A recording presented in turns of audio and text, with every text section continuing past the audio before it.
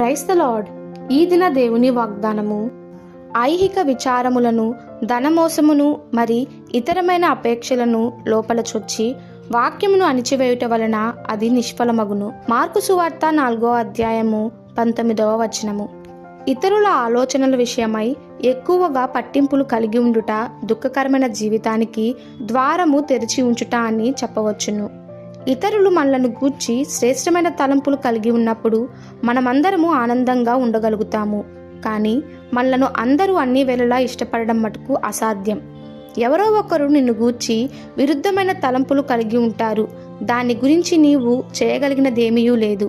ఒకరు మన విషయమై ఏ తలంపు లేని వారైనను ఎవరో ఒకరు మనలను గురించి వ్యతిరేక భావాలు కలిగి ఉంటారు. ప్రజలు నా విషయమై ఏమి తలుచున్నారు అని మనం అనుకుంటాము. దాని విషయమై చింతపడుతాము. నిజానికి ఎవరు ఏ విషయమైనను మనను గురించి తలంచకపోవచ్చు కూడా. బైబుల్ చెప్పేదేమనగా, దేవుడు మనను గురించి చింతపడుచున్నాడు గనుక మన చింతలు ఆయన మీద వేయాలి.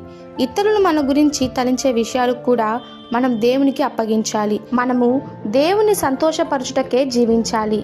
దేవుని ఆర్థిక రంగంలో మనము కోరు దానిని దేనినైనా సంపాదించుకోవాలంటే మనము విడిచిపెట్టవలసిన దానిని తప్పక వదిలివేయవలసి ఉంటుంది.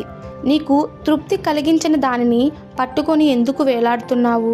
ప్రజలు నీ విషయమై ఏమి తలుచుచున్నారో అని భయం క్రింద జీవించవద్దు. నీ ఉద్దేశములు మంచివని ఇతరులను ఒప్పించుటకు ప్రయత్నించవద్దు.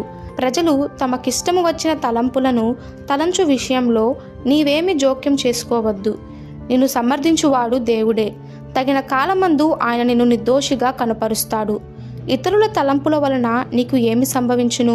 ఇతరుల తలంపుల వలన నీవు భయపడవలసిన పని ఏమీ లేదు. మనము భయము అనే బంధకంలో ఉండు నిమిత్తమే దేవుడు మనకు తన పరిశుద్ధాత్మను అనుగ్రహించిన.